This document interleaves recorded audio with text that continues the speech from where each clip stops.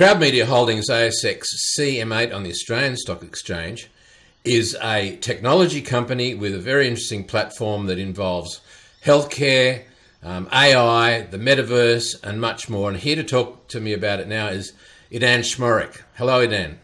Ian, good afternoon. Good to see you. Yeah. Now, before we talk about, you've just announced a deal with Pangaea, which is a healthcare company in South Africa, regarding the use of the AI, and we'll get to that in a second. But first, I think it would be important to tell investors what the Metaverse is, because that's a bit of a segue into the other things that you're doing. So can you just give us a brief outline of what the Metaverse is and how Crowd Media is utilizing that platform?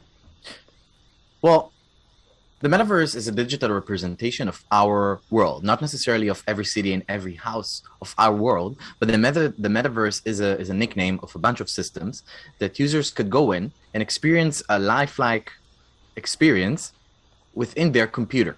It is all online, and everything has a representation there. A user has a representation there. There is a representation for the grounds.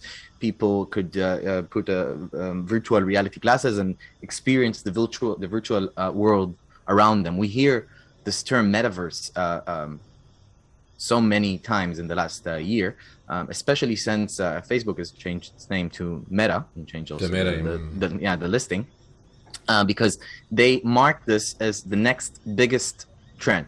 Now, Crowd is here developing a technology for the last 2 years, much before these announcements, that applies perfectly to this, because Crowd has taken the assumption and the realization that users are spending more time in the computer. And what we miss as users using those Metaverse, those websites, even the day-to-day consumer products that we buy online, is a human-like experience. And this is exactly what we're creating. So that's interesting, a human-like experience. I know that I've seen some Metaverse platforms and it looks very clunky, very pixelated, and you feel like you're in a video game from a few years ago. But now I've previewed some of the work that you do, and hopefully in a little while we'll show that you have very lifelike experiences inside the Metaverse. Tell us about that. Yeah, so the Metaverse has a technical limitation, and the technical limitation is it needs to run on the cloud. And to run something on the cloud, you need to use processing units. You need to create this world on real time on the cloud. Now, this could be rather expensive because you need to create on real time an environment. What we have created in our true technical unique value that only us have is the ability to create a human-like experience in an efficient manner on a server. In fact, the technology that we created is 95% more efficient than anyone else that ever tried to do so, just because instead of pushing 2 talking heads, which we'll see soon, on one server, we could do 10,000. We dropped the cost and the creation time in 95%, which is crazy. And now we are looking on an industry that is much more compelling to us, because we have a serious competitive advantage that we are going to apply in many verticals, and Metaverse is a very prominent one of them. Now let's talk about the Pangaea. Pangaea is a healthcare company in South Africa. Now, why are they using your AI robot? Well, Pangaea is indeed a medical technology company from South Africa, and they are engaging with hospitals and Medicare providers and governments across the continent. What they are doing is they are using a system called ERAS, which is an international broadly used system that is made to enhance after surgery recovery. And what we are doing with them is letting patients in developing countries the ability to have a human-like experience before and after surgery in consulting with a nurse. And we are taking the old-fashioned chatbots, and first we give it a face, and we give it reliability, not only with the face of a nurse, but also with the data and the content that is transmitted to the patients, which is moderated by certified doctors from the Pangaea side. And we can do all of that on a very low-end technology environment. Because our technology, as I mentioned before, is lightweight and it could run on a very simple server, it does not weigh a lot of megabytes. A normal interaction with a digital human online could be hundreds or even thousands of megabytes to download. And networks like 3G or 2.5G could have this experience more expensive because some people has limitations within their data on their cell phone. And sometimes it would just not load if the connection is not stable. And we allow an interaction that could be in Africa, in Australia, in rural areas, even if the reception is not so good. And in the hospital, it could be on the device and on the hospital inner network. Well, let's demonstrate this, Idan, because I think we're on a Zoom connection now. Yep. And I would say I'm not on the fastest connection that I would like. Let's see how this works over Zoom, and give us a demo, please. Sure, I'll share screen now. This is the proof of concept. Hello, my name is Pangaea. I am here to help you answer questions regarding your upcoming surgery. And immediately you can see a human-like experience. You can see someone which is authoritative in front of you and is delivering you the most reliable of information that is approved by the hospital and could update on real time. She was never recorded saying these sentences. They are synthesized in real time. We could go to before or after surgery questions. What do you want to know regarding your upcoming surgery? And I could ask, and I can speak to the bot, and I can ask for before surgery questions, and it will automatically go to the chatbot, and then it offers me, and I can ask what must I avoid before my surgery. Stress management is a critical part of preoperative management. Talking through your concerns and breathing exercises can help you remain calm.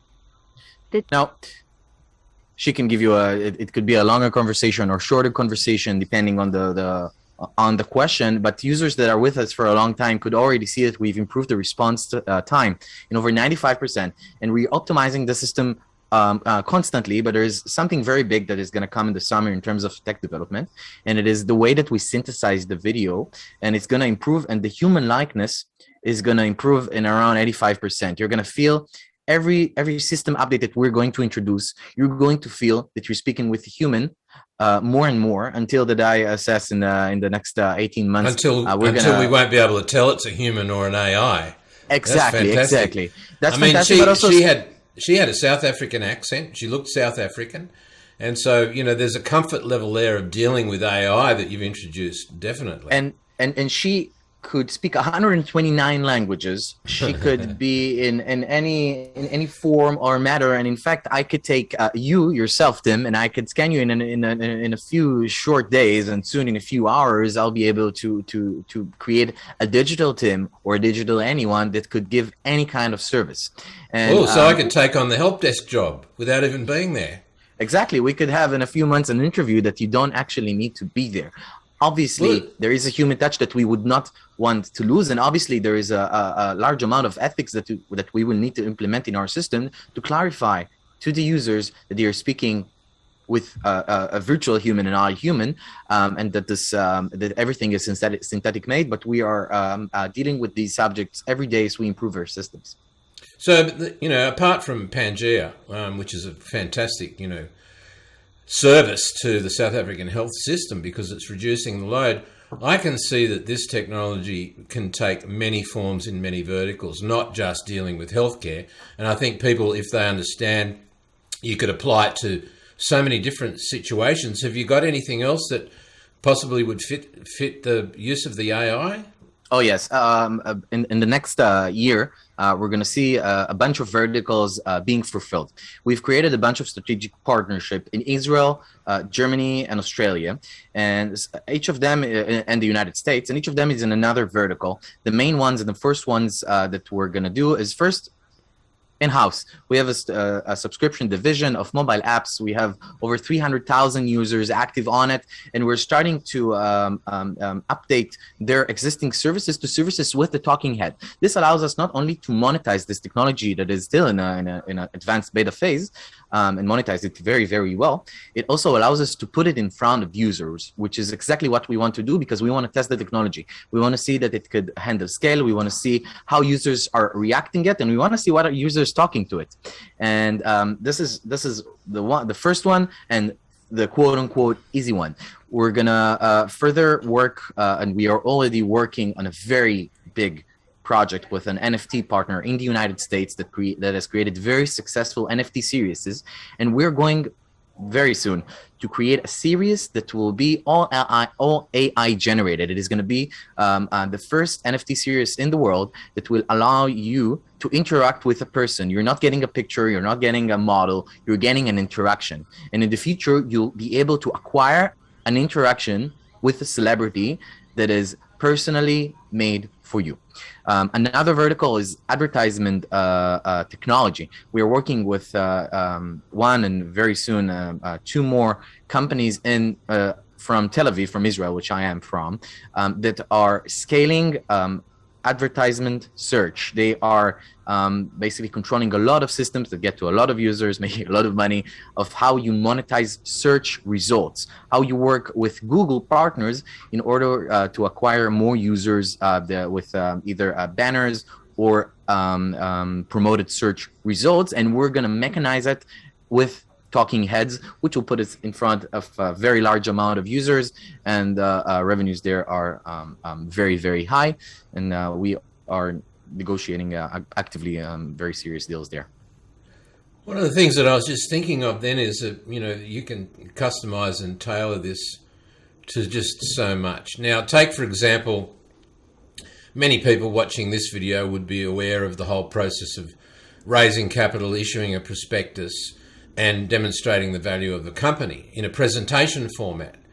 And now I can see with this technology, a presentation, a capital raising presentation, or could actually be a complete AI experience where you ask questions from the CEO or from the CFO or whoever it is on the board, and you can have all that information, basically talk to the presentation and get exactly what you want back from the presentation. That's correct, isn't it? That's very, very much correct, and you hit a very sweet spot that we're working on now. And but this is not only the gate for corporate or investor relations automated. This is a gate for everything information humanized now, because we can connect to every chatbot systems. It's not that we need to take every organization and convert them from an existing chatbot to our system. We can do so, and our system is in some use cases better, but we can also integrate with existing chatbot systems. Today, our system is breathing, we call it. It's platform agnostic. It could work on any tablet, on any computer, connecting to any third-party chatbots using what's called an API. And once we do so, we can service the whole world with the existing website in the complete platforms. Developers and website developers could connect and just put a face to their brand. Yeah, Idan, that's very exciting. So for investors watching, and you're listed on the ASX, as we mentioned before, the ticker code is CM8, and also on the Frankfurt Stock Exchange is CM3, correct, I believe, for European investors. What's coming up for the next, short term, in the next 6 months? What do you expect to see happening with the company? So first, I'd like to redirect all investors to our latest webinar. It's up on our YouTube page and on our investor relations website. And we have outlined there the next 12 months timeline. Where are we going to be in terms of development? Where are we going to be in terms of commercial? And what we're going is in a very thin line, or two parallel lines of development according to commercialization. Once we are able to accelerate the development, we accelerate commercialization, and we've shown the market doing so ahead of time. The target introduced 2 years ago was commercialization in December 2022. We have revenues from this system, and we're in April of 2022, well ahead of schedule. In the next 6 months, we're going to see a lot of more strategic partnerships being formed and executing deals and contracts, and actual talking heads speaking with hundreds of thousands of users across the world, and that's exciting. And we have 30 people in the company, 20 in Amsterdam, soon to be 10 in Barcelona. Myself running around, forming all of these partnerships, and we're very excited to push this technology forward from a tech perspective, bringing change to how machine learning and AI is perceived and the way that the world has known so far, and commercializing it in the most responsible way and in the most profitable way to show our return to our shareholders. I think, Idan, I think this is a very exciting story, and it's one worth watching as you move forward. And I'd like to thank you for taking the time to talk with us today. Idan Schmorak, the CEO of Crowd Media Holdings on the ASX CM8. Look them up right now. Idan, thank you very much for joining us. Thank you so much, Tim. Have a great evening. Thank you.